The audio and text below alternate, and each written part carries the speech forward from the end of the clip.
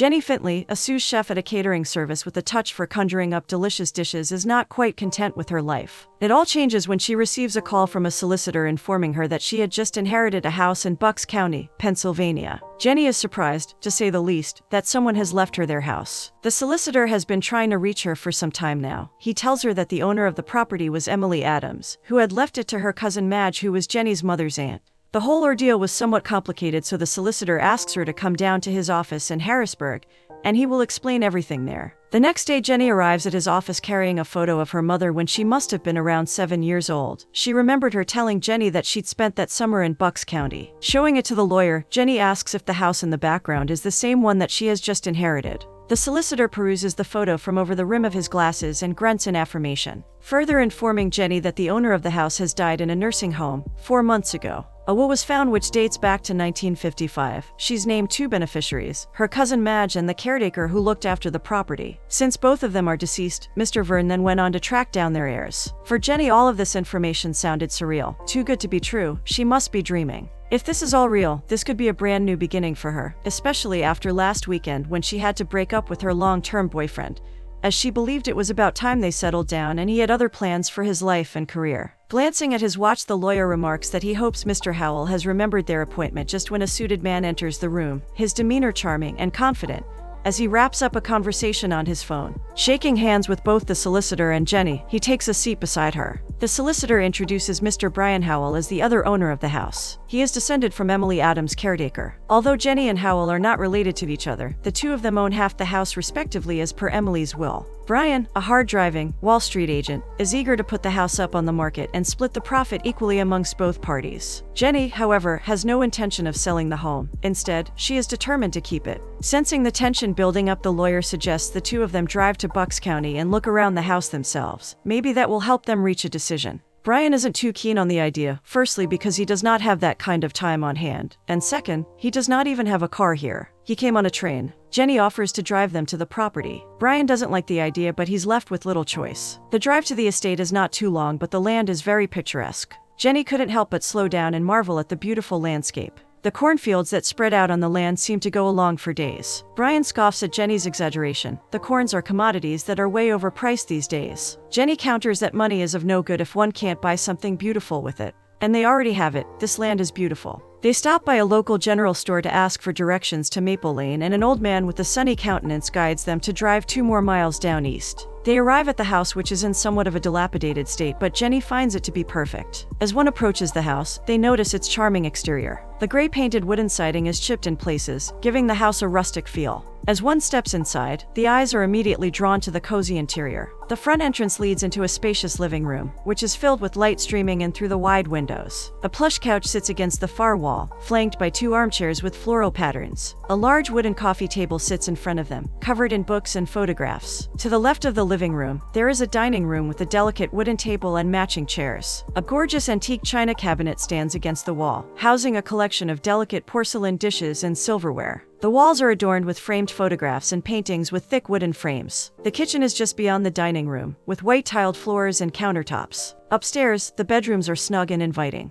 Each one is decorated with different colors and patterns of wallpaper, quilts, and curtains. In one room, there is a 4-poster bed with a handmade patchwork quilt. In another room, there is a twin bed with a cozy plaid comforter. Each room has a small window overlooking the yard, letting in the gentle sounds of nature. A goat tied up by the door, and a towering oak tree that provides shade on hot summer days. To Jenny, this old homey house is a cozy and comfortable retreat filled with character and charm, and a wonderful place to call home. But Brian can only see the number of problems that this house possesses and how much work it needs. For starters, he can't get any cell reception here, and he needs to be back in New York. Since Brian's distaste for the place is blatantly apparent, Jenny suggests that she could buy Brian's share of the place. Of course, she cannot do this right away, but eventually. She has always had this dream of opening up her restaurant, and as the opportunity has presented itself, she could revise that dream and open a bed and breakfast. Brian scoffs, pointing that he hopes her breakfasts are a bit because this place is a pit. Jenny acknowledges his condescension, but she requests him to at least let her have a shot at it.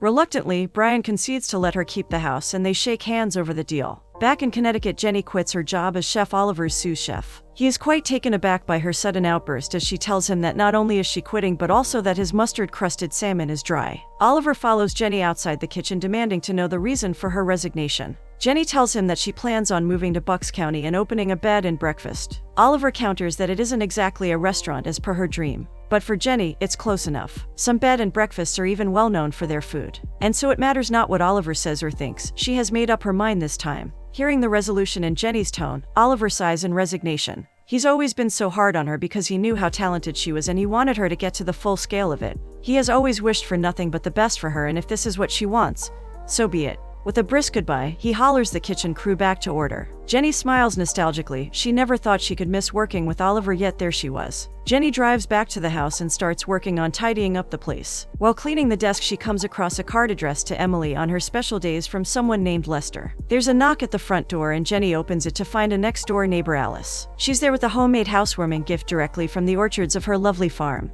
As Jenny invites her in, Alice inquires about the delicious smell in the air indoors. They sit down for tea along with Jenny's baked goods, and Alice is compelled to ask where Jenny learned to cook like that. Jenny bashfully explains that her father died when she was young and her mother had to go back to work to support them, so she was left with all the cooking to do. She enjoyed it so much that she used to make these elaborate concoctions, and her mom used to pretend to love them. Alice remarks that if they were anywhere close to what she is offering now, her mother wasn't pretending. They nurse their tea along with small talk, and Jenny asks Alice if she knew Emily. Alice didn't know her that well. Emily had been kind of a loner. Jenny tells her about the card that she found, but Alice didn't know Lester either. Emily appeared, for all intents and purposes, to be a spinster. Jenny shares her plan about opening a B&B in this house, so she has started experimenting with all sorts of breakfast foods. But to open a successful establishment, she needed to spread the word locally, and she planned to sell some of her breakfast spreads to the local stores. But being a newbie, she hasn't received a single interview from any of the places she had tried. Alice offers her help in the matter. Her niece works at the local coffee shop. She promises to see what she can do about it.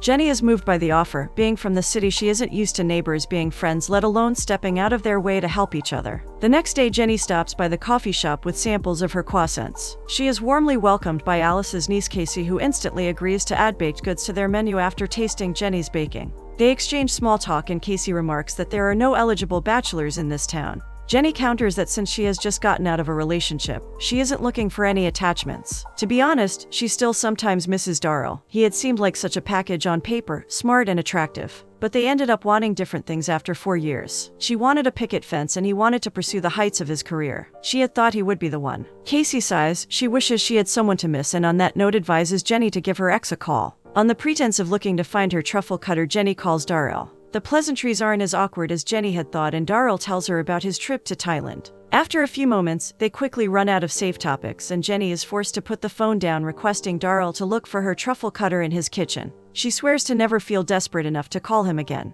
That night, Jenny is awakened from her sleep by a doorknob rattling somewhere fiercely. Carrying a ladle in her hands, Jenny tiptoes down the stairs to investigate, only to find Brian there trying to unlock the front door. Shocked and relieved all at once, Jenny opens the doors, questioning him about his unceremonious arrival. All Brian had to say for himself is that he took a cab from the station and he didn't have a key. Jenny flails her arms in the air as he attempts to step past her inside the house. She didn't understand this. Brian sighs as he steps into the living room. He was moving in. Jenny follows hot on his heels. He cannot just show up like this. They had a deal. Well, that was before Brian's life blew up. He scoffs. She was looking at a fallen guy with a botched merger. Jenny doesn't even know what any of it means. Reclining on the love seat, Brian explains that his legendary boss blew up a business deal, and he got blamed for it. Fired on the spot before he could know what hit him. Now he's a persona non grata on Wall Street. Jenny crosses over to sit on the ottoman opposite Brian. She feels sorry that he's having a tough time, but he isn't very grata here either. Brian sighs as he looks at Jenny's resignation. He has nowhere else to go. His stocks are tied up in a bonus that he is never going to see. He only has $2,463 in his savings account. He used to blow that on a suit. Watching him fumble with his tie, Jenny asks if he had been drinking. Brian scoffs again. He does not drink. It dulls the mind. He's just tired, and hasn't slept in a while. Still adamant about not letting him settle in there, Jenny asks about any potential friends or family he might have. He wouldn't have come all this way if he had someplace else to crash in. Desperate and out of options, Jenny says it like it is. He cannot move in there. The two of them know nothing of each other except their given names. Brian doesn't see it as a problem, as this is only temporary for him, and he still owns half of the house, so he could stay in his half and she can enjoy hers. On the caution of sounding rude, Jenny points out that they don't exactly get along, so she does not see this arrangement being effective. They cannot exactly avoid each other. Brian's loud snoring from the bedroom down the hall kept Jenny awake most of the night. The next morning, as she prepares the breakfast batches to deliver to the coffee shop, Brian walks into the kitchen, greeting her a good morning. He's had a good night's sleep considering the hoots of the owl, and the goat bleeding outside his window. Jenny counters that it's very peaceful there. Noticing the elaborate spread of breakfast on the counter, Brian remarks that she must like breakfast croissants. Jenny tells him that she sells these batches to the local shop. Brian still couldn't get any cell reception and he needs to find a job for himself too, which wouldn't be possible with a couple of phone calls. So he asks Jenny if he could borrow her landline. Jenny could only exhale a robotic of course at his predicament, as she catches him eyeing the peach and cranberry tarts that she had just pulled out fresh from the oven. She offers it to them half-heartedly and he picks one up, biting a huge chunk off of it. He might as well get some juice out of her B&B fantasy. Brian calls his friend Harry, but he isn't too keen on hearing from him. He blatantly asks Brian to stop calling and emailing him. Harry couldn't deny that Brian is a valuable asset, but for now, he's just damaged goods. Brian couldn't believe the words coming from Harry. He has done nothing wrong and this whole spectacle is completely unfair. With no luck trying to agree to a deadline, Brian slams the receiver back on the hook. Jenny couldn't help but overhear the conversation and she walks over to offer some words of comfort. Notifications start chiming in Brian's laptop. It would be the first time in 12 years that the stock market has opened and Brian isn't a part of it. Jumping to his feet, Brian decides to go for a run to burn off some of the angst surging in his system. Jenny asks him to move his stuff to the porch before stepping out as she needs to polish the hardwood floors that day. Brian returns from his run to another catastrophe at hand. The deviled goat has been chewing on his resume that he's just left on the porch amongst his stuff. Jenny rushes over and admonishes Gabby for her misdemeanor. Brian finds it unbelievable that Jenny has named the goat. Another crisis awaits as Brian steps into the kitchen dressed for the day looking for coffee. The plumbing has gone awry and there's no clean running water. They end up calling the local plumber, who tells them that they need to renovate the line as they've gotten old and rusty over the years. They're looking at an expense of roughly $5,000. None of them has that kind of money and Brian isn't interested in investing in something he has no intention of keeping. But since he can't sell half the house, they are at an impasse. By nighttime, Jenny's patience is running thin. The dishes are piling up at an exponential rate. There's no clean water and mostly she can't cook. Her silver linings are drowning in the kitchen sink. Brian offers to try and fix the plumbing himself. He's got an MBA from Wharton after all. That has to count for something here. He's going to go to the general store first thing in the morning tomorrow. Jenny isn't sure how he plans on getting there as she needs to get done with her delivery. Early the next morning, Brian hops in the rusty pickup truck that has been sitting in the garage. Although Jenny has told him it doesn't run, he plans to make it work. And it does start for a mere minute before the engine backfiring. The bonnet exhausts with smoke. Jenny has to use Alice's kitchen to prepare her delivery orders. It's been 3 days in a row since they haven't had any clean water at the house. But her day is made upon learning that her croissants are getting famous with the locals. The rusty truck at the house needs a complete engine overhaul. The mechanic whom Brian has called to have a look tells him. They reach an understanding when he offers to get the truck up and running for Brian in exchange for his elegant watch. With the ride finally in hand, Brian drives it to the general store only to find how small a town Bucks County was. The owner there, Tommy, is the same plumber that they had over at the house the day before. Brushing his surprise aside, Brian asks him to assist him with what he needs. He tells him that he plans on doing the plumbing himself, so he's here to get the relevant supplies. Tommy suggests that Brian will need to repair some pipes to begin. The problem is Brian has no clue about the tools that are needed or how to use them. Under Tommy's monosyllabic guidance, Brian can fix the plumbing by the end of the day. The next day he goes back to Tommy's store and gushes about his successful endeavor. He's now pumped up to fix the whole house himself so he could help Jenny with her B&B fantasy. The problem is they can't agree on anything. Take the paint for example. They agreed to paint the house but cannot agree on a color. Jenny wants to paint the entire house exterior yellow. Brian would prefer something simple like a subtle blue. Jenny's croissants are selling well. Casey tells her that morning when Jenny makes her usual delivery. She's elated to know that she could use the money. She also believes that this might help build her reputation, as there are quite a few B&Bs in Bucks County, but they don't all have a professional chef. Brian joins them holding a color palette of paint shades that he has just picked up from Tommy's place. Jenny asks Casey to help them pick a color as they are unable to agree on one. Brian names the two options for her, frenetically chipper yellow or subtle blue. Casey pauses for the moment, considering the best option, and then comes up with the idea to combine the two colors and paint the house a shade of green. Brian likes the idea. Green is the color of money, and it could be a good omen. They agree upon a seafoam mint shade, something that doesn't compete with the colors of the trees. As Brian leaves to buy the supplies, Casey points out that the two of them, Jenny and Brian, make a really cute couple. Jenny shakes her head vehemently at the idea. They aren't a couple, could never even be, considering how different they are. He's just here till he finds himself a new job and moves back to the city. Their attempt to paint the house leads to an accidental spill of paint over the two of them, which quickly escalates into a playful battle. Brian calls up Harry once again that morning, asking him about a job opening that he's heard of at JP. Harry doesn't think Brian's reputation has been refurbished enough for him to dip his toes back in, but he promises to keep an eye out for him if something comes up. Jenny asks after Harry once Brian has hung up the phone. Harry likes to think that he is the big shot in Brian and Harry's relationship. But Brian is now twice the plumber that Harry will ever be. Well, then Harry must be a really bad plumber. The kitchen has slowly come to look like something Jenny has envisioned for herself. She sighs in contentment as she pulls another batch out of the oven. Cherry amaretto scones this time. She offers some to Brian, who eagerly chomps on one. She's got to make more money as she's already gone through half of her savings and there's still so much to do on the house. Brian believes that Jenny needs to think bigger. Her food is so good, all she needs to do is slap a label on it and go out there to attract some local vendors. Jenny isn't sure. A label requires a name and that seems a little much for something homemade. Brian suggests she call it what it is, Jenny's Homemade. All she has to do is go to all the stores in neighboring towns, rack up some numbers, and she will surely attract some distributors. Taking Brian's advice, Jenny puts together some neat packages and sets out to the neighboring towns. The idea is a success too, and she comes back with 4 new customers. They share the happy news the next afternoon with Alice over a spread of crepes and coffee. Darryl calls the landline that afternoon while Jenny has gone to town to get some supplies for the next day. He is shocked to have his call answered by a man and leaves a message with Brian for Jenny to call him when she gets home.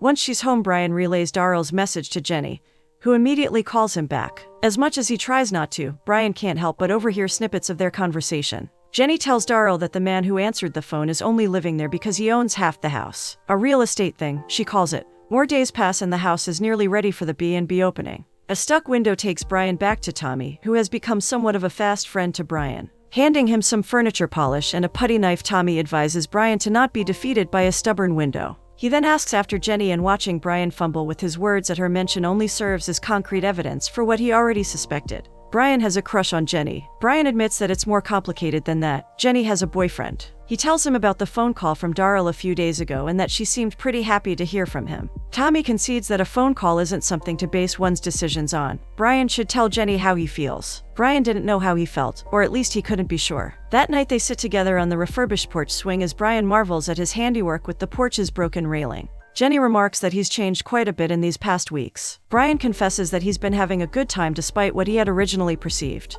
And it's all due thanks to her. The next morning, as Brian is painting the front stairs, Darryl's car rolls in the drive. They have a brusque introduction as Jenny steps out, surprised to see Darryl there. He hands her the truffle cutter that Jenny has asked him about, only it wasn't Jenny but a brand new one. Darryl confesses that he needed an excuse to come see her. If truth be told, when he heard another man answering the phone, he was jealous. He beseeches Jenny to tell him there isn't anything between the two of them. Jenny assures him there isn't. The only thing they share is the house, which they are going to split in half. He has become a good friend to her though. When Brian makes his, what has now become a regular, visit to Tommy's store, he tells him about Darryl's visit that morning, revealing that he is Jenny's previous boyfriend. Rusty, another usual at Tommy's, overhears their conversation and chimes in with his advice. Brian continues to list the many things that Darryl possesses that he doesn't. Money, a car, a stable job, and he even has the added benefit of knowing Jenny for a longer time. Moving up where Tommy and Brian were standing, Rusty continues with his advice. Brian could either put a ring on her immediately, which, Brian tells him, is complicated since he hasn't even kissed her yet.